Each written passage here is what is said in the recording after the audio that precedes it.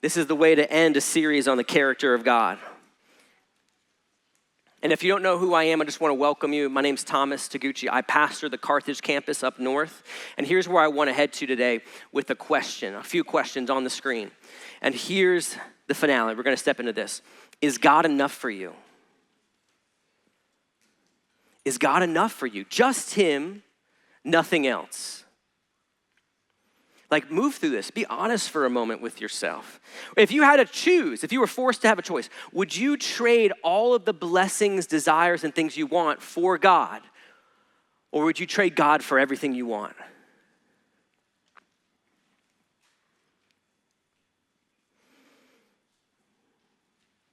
Honesty now leads to freedom later. And as one of your pastors, I want to help you come to that place of freedom, which today starts with some honesty. How much does God mean to you? Is he enough? We want to disciple you through these things, which is also why I wanted to also make sure if you want more discipleship around these topics, you can also reach out to the podcast. These are the place you can send in questions, you can send in stuff you're studying. The podcast is where we get to spread out a service and have more time discipling. And so please, if you have questions, send them in because we're going to be stepping into some challenging but very freeing content today. And that question was supposed to expose this problem that you and I face in today's Western church, which is that we have a distorted gospel. We have a very distorted gospel. And it's not malicious, but what has happened is we've turned God into a means to the ends, that God became the means by which the ends of our pleasure could be experienced. And God was a means to our ends. And it wasn't malicious, but it might have been like this. You may have even heard it preached. Hey, don't you want to have peace? Don't you want to be done with anxiety? Come follow Jesus. Or hey, don't you want to have purpose or joy in your life? Come follow Jesus. Don't you want to have healing? Don't you want to, who wants hell? Don't you want heaven? Here, come and follow Jesus. Don't you want to be with your loved ones? Come and follow Jesus. But here's what that does. Here's what that does, church. That creates a gospel where the means of God are to our ends, and that the ultimate pleasure is not God himself and this great God we just worshiped, who is supreme, who is good, who is holy. The ends become, we get what we wanted. And we're drawing people in to come follow Jesus so they can get what they want too. And it's not him. And this is a distorted gospel. To miss out on the actual treasure and the actual pearl of great value, which is him himself. And that's why this is the truth. God is the gospel. God is the gospel. The whole point is that you come back to a relationship with the one who made you. The one who made any good thing you could ever put your hands to. You come back to know him personally. That is the gospel. Is coming back to a father. And he's worth more than everything on earth combined. I want to give you an example from A.W. Tozer on the screen. There's a quote. We've quoted the first part of it, but I want to actually spend some time with the whole of some of the context. So here's what I want you to do. If you're willing to put the gift God made you of your mouth to some faith and action, I want you to read it out loud together with me. Let's read it together now. What comes into our minds when we think about God is the most important thing about us. An infinite God can give himself to all his creatures with no diminished glory to himself. He does not divide himself that each may have a part, but he gives himself as completely as if there were no others. All of God's attributes are infinite, an endless ocean without a shore. And in this boundless sea of perfection, the soul may bathe itself forever. This is a deep quote. Just take a moment quietly to yourself and just read through it one more time. Just enjoy him through this.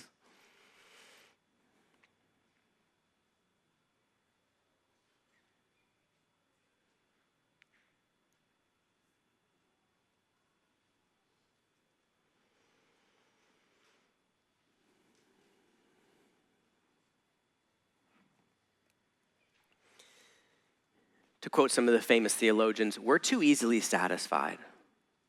We are too easily satisfied.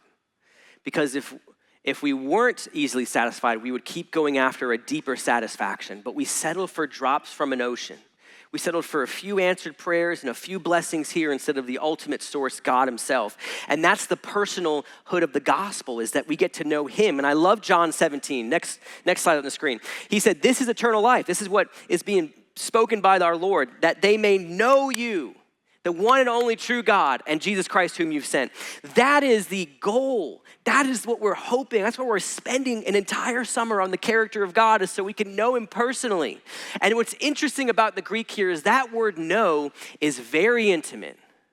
It's very intimate. I'll give you an example. LeBron James.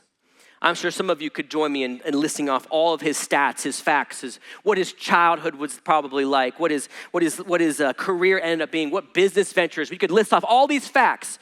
But when LeBron puts together his birthday list, am I on it? Are you on it? If you are, get me in. No, I'm just kidding. There's a difference between knowing about someone and knowing someone. And what John's getting to in this moment where Jesus is talking is you are being invited. You're being invited to know God personally, not just know scriptures and facts and stories, but every one of those things points to a way for you to know him intimately in a relationship. And this is what we want for you, because we know this. If you come to a relationship with God, it will fill up your heart, and that will renew cities. That will change the world and make disciples. I can show it to you right here in Psalm 16 is a great example. God, you've made known to me the path of life. What is it? What is it, the path of life? What is it?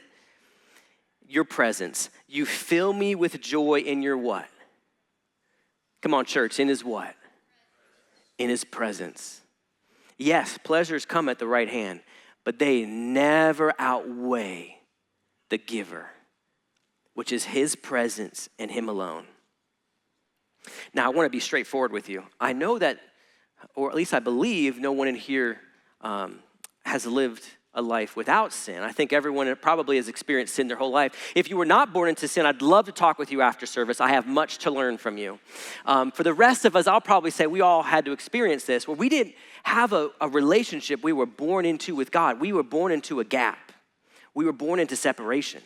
And so every one of us had to experience God in some way coming down and interacting with us in our existence to show us we do want a relationship with him.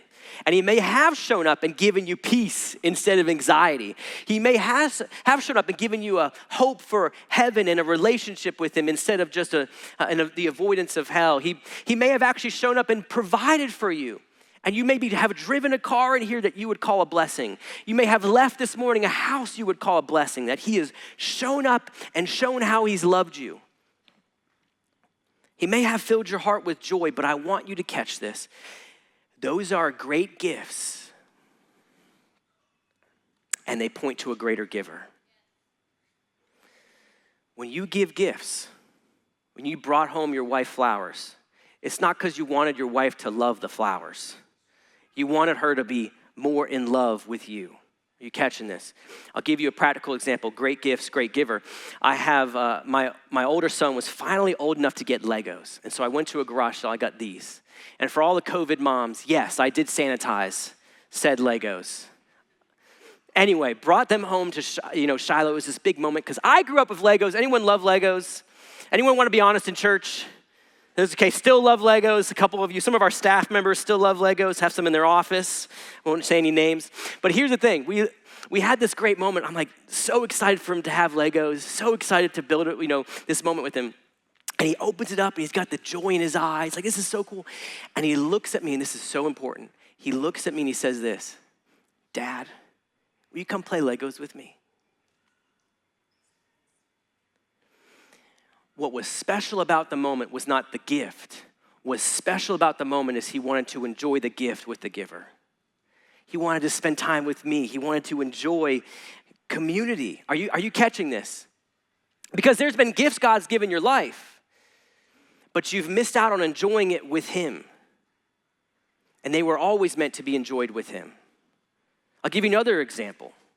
My first car was a 1992 Honda Accord. Loved it, except it had no air conditioning, and the radiator was always about 1 second from exploding. So what you do, and some of you mechanics know this, you do what with the heat? Full blast. You cool the car off by shoving all the hot air into the cabin. And so that's like a really great fix, except for it's 102 degrees in Virginia and you have 4 other high school friends in your car and you're driving and they're all yelling at you like, why are we doing this? Why are you blowing the heat into the car? I'm like, this is the only way we can make it. This is the only way it works. So that context, when I got my first car with air conditioning, I still remember the day. It was so good. I remember driving in that car in the air conditioning, and I remember I was like, God, you're so good to me. And I was like, Lord, I feel like you're sitting in the seat with me smiling, and we're enjoying this together. You are good. Because great gifts point to a greater giver. And when God gave gifts to your life, they were to grab your heart to love him more than the gift. And that means God could even remove the gifts, and you still love the giver. Because he became more important than what he did to grab your heart. And this is why James gives us a warning. Are you ready? James chapter 1, verse 16. Do not be deceived. Why would James say, don't be deceived? Because here's what happens. When you get a good gift and you allow it to become really important to your life, you begin to stop seeing it as a gift and seeing it as your own. And you don't want anyone to touch it. You don't want anyone to take it, but you definitely want God to keep it, blessed and around. And that's deception. Because what we do is realize every good and perfect gift is from where? Coming down from the Father of heavenly lights, who there is no change or shifting shadow, that he is good. And when he gave you a good gift, it was to grab your heart to him and not for you to love the thing more than him. I'll give you some examples. I had a moment in my devotional life. I was like, God, it's getting kind of cold. I want to enjoy you some more. And I remember God said, when you get home from work, you know that hug from your wife that you enjoy? He said, see it as from me. Guys, that was one of the best hugs. Just come home and just like, God, you love me. It could be small. It could be just holding your spouse's hand. It could be a glass of cold water. Gosh, we have purified, clean water in America, that alone. You could be taking a deep breath. God, you love me. It could be enjoying even nature. Brother Lawrence encountered the presence of God through a tree. And you're like, what? But you read the story like, oh man, I've been just walking by and missing God's goodness and how he's showing himself and ways for me to enjoy him. He's inviting me into a deeper relationship. There's many things you can enjoy God through. A completed to-do list, a sink that's empty of dishes, which if you're a parent, that's a beautiful 30 seconds. It is great. And you're just like, oh, Lord. And then you see the dish your kid left out. You're like, oh, it was good, Lord. It was still good. You know, a vacation to the beach or mountains. What is it that you love that you could stop being deceived and come back to seeing as a gift from the Father and a means by which you can enjoy him?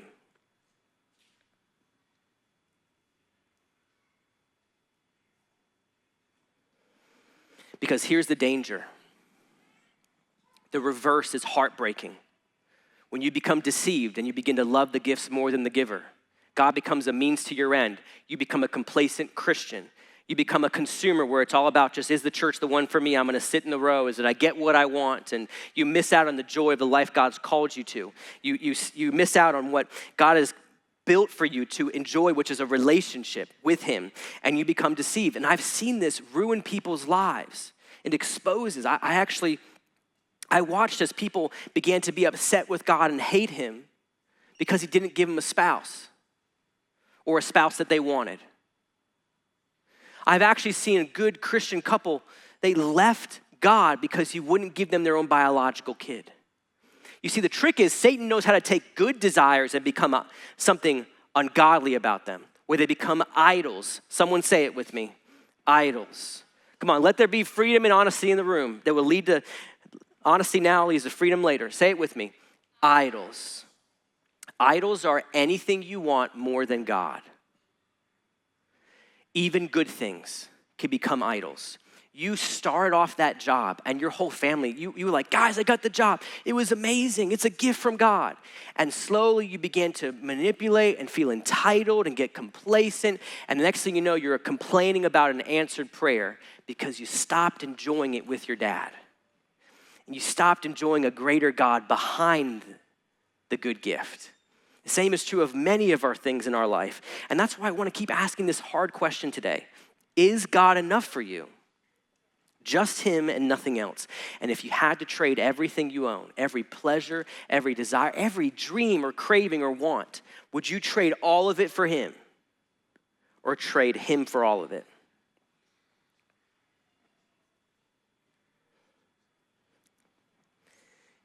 If not, you have an idol. You have some idols. And here's what idols are. They're just signs that you don't know God, don't know him yet fully. And so here's the thing. I love this. Exposed idols. Catch this, write this down. This is for you. This is free. Exposed idols are invitations. It's God doing this. Yeah, that thing you're getting convicted about. He's like, I'm inviting you to, let's deal with it so we can be back in a good relationship. If you love the gift more than me, it's God's doing this. He's inviting you back to a deeper relationship with him. And there's so much to this to be tested. And so I want to do one really challenging quote because I can't do it as well as John Piper. So here we go. God is the gospel. I'll read this for you. If you could have heaven with no sickness, let this test you. With all the friends you have ever had on earth, all the food you've ever liked, all the leisure activities you've ever enjoyed, all the natural beauties, all the physical pleasure, and there was no human conflict or natural disaster. Could you be satisfied with heaven if Christ were not there?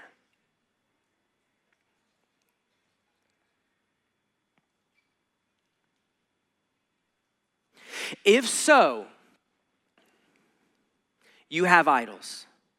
And you've distorted the gospel where he became a means to your ends. God's gifts were meant to start the relationship. They were not meant to keep it going. They were supposed to be a relationship, like the engine was started, but you keep enjoying him more than the gifts. If you love God's hand more than God's face, he's inviting you today. He's inviting you right now. If you could be satisfied with heaven if Christ were not there, if he wasn't there. He's inviting you right now to see something greater and stop settling for drops when there is an ocean. Because honestly, nothing else will do. Nothing else could satisfy for eternity. He's worth so much more. You and I, we have no clue, no full clue to how great and good and wonderful he is, how sufficient, how perfect, that we could literally go to the bottom of the Marianas Trench and there he would be with us. We could fly off to the Andromeda Galaxy and still we could not escape his presence. He's that grand.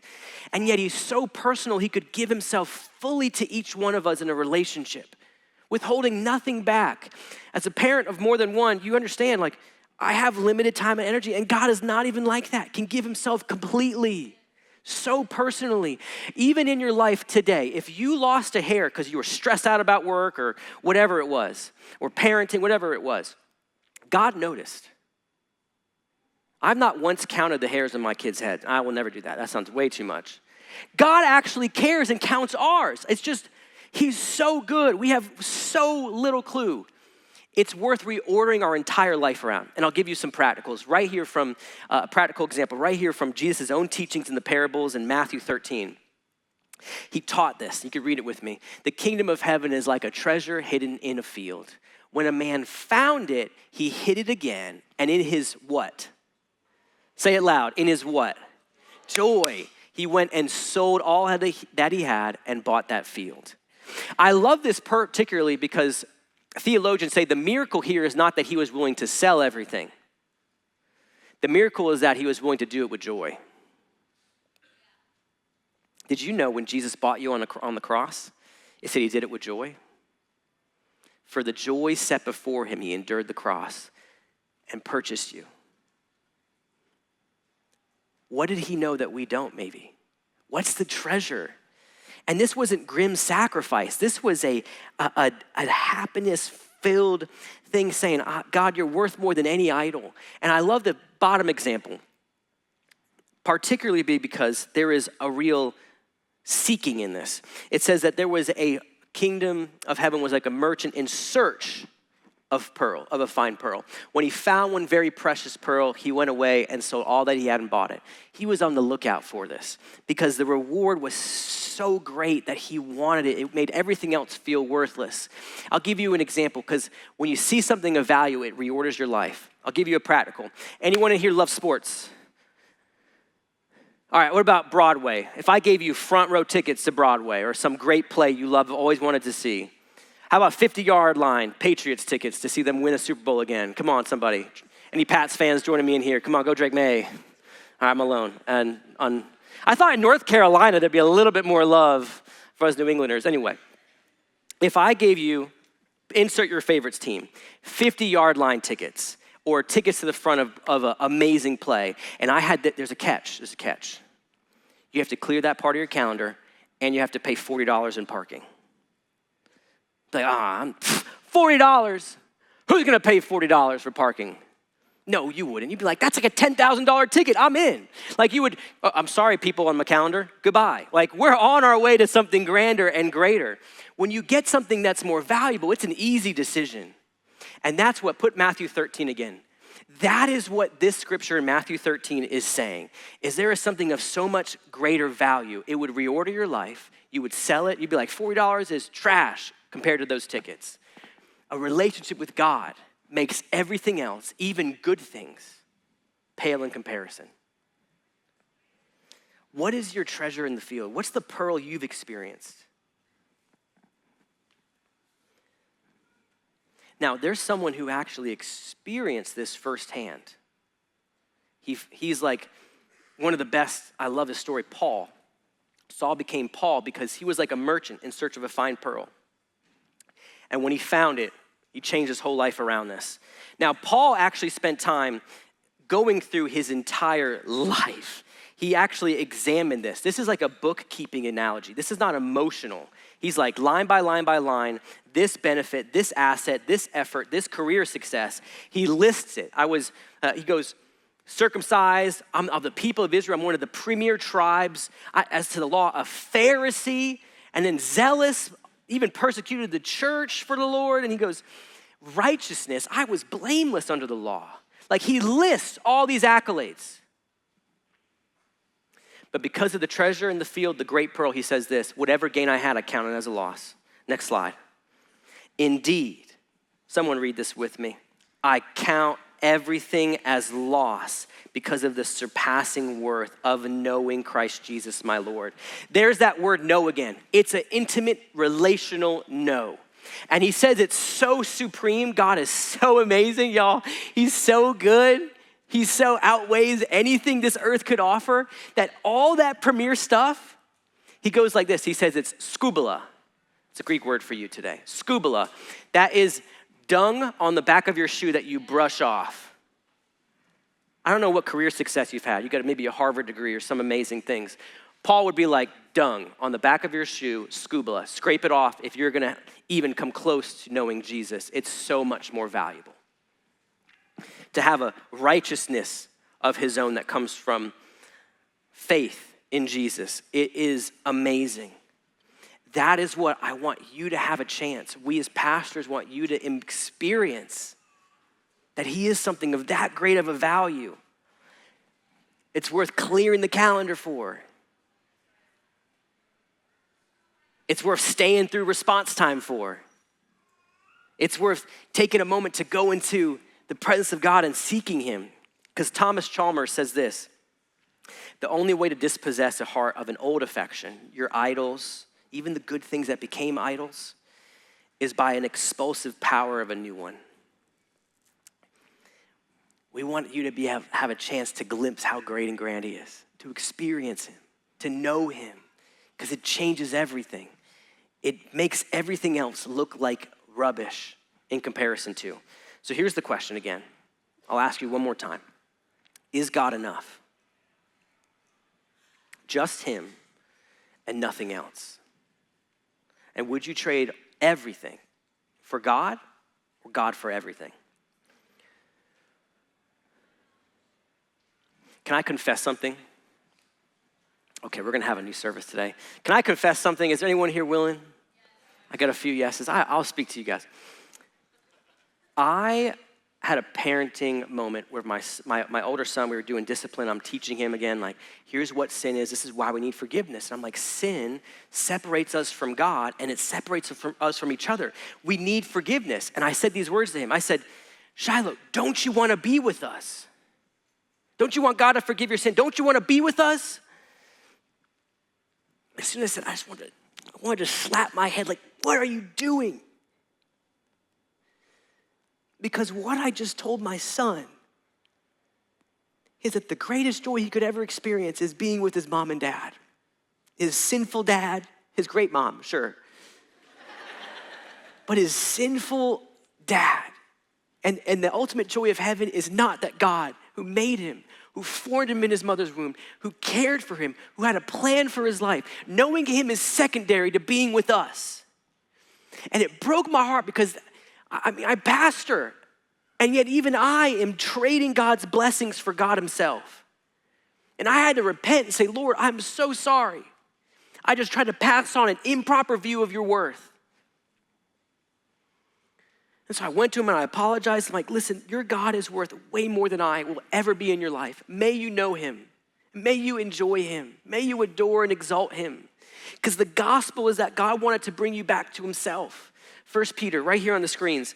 For Christ suffered sins once and for all, the righteous for the unrighteous, to bring you to God, to bring you back, to do this. Come back. This is conviction for an idol because he wants you. He's worth more than all of it. He wants you.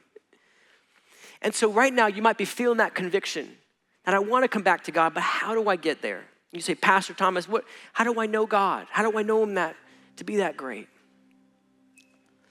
Let me help you. First, if you want to know God, the first thing you do is recognize your sin. And every one of us has it. I just confessed one of mine to you.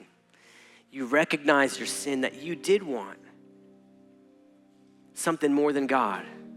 You wanted what could be a house or a car or respect or a career, or you wanted a marriage to be a certain way, or you wanted your kids, or you wanted this, or you wanted peace, you wanted heaven, you wanted to see grandma again. Whatever it is, recognize if it was more important than God, it's a sin. And you just say, God, I sinned. I missed the mark. I wanted your benefits more than I wanted you. I wanted the gifts more than the giver. And what God does is begins to step into that. You begin to experience forgiveness. The first thing you do is you recognize your sin if you want to know God. The second, next, is you start seeing the good in your life as from God. Like James 1 says. Remember the Lego story? What's something in your life? Answer to yourself. What's something in your life you love? Is it gardening?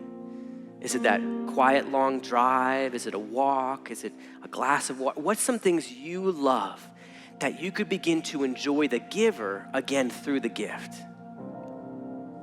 You're not deceived, you're not complacent, but you're falling more in love with him to the degree that even the gifts could go away because you found something greater in a field. You start seeing the good in your life. Lastly, spend time with him. We design our services around you to have a chance to hang out with him and to enjoy him, have revelation from him, get into your word. We always encourage you, the Bible is the premier way to know God. You read the verse and you say, God, what does this tell me about you? This changes everything. So I told you earlier that God is the gospel, that we have a distorted gospel we face today. It's gonna get uprooted, like Chalmers says, by a greater affection. So I want to invite out our band. If I can have our band come join us up here. If any of our prayer team, pastors, our elders would be available also to pray. I want to remind you that with him you have everything, and without him you have nothing. Those who want the gifts of God more than God himself will not have heaven. And there's a place for you to step into that. Find forgiveness, enjoy freedom, and most of all, have a relationship with him.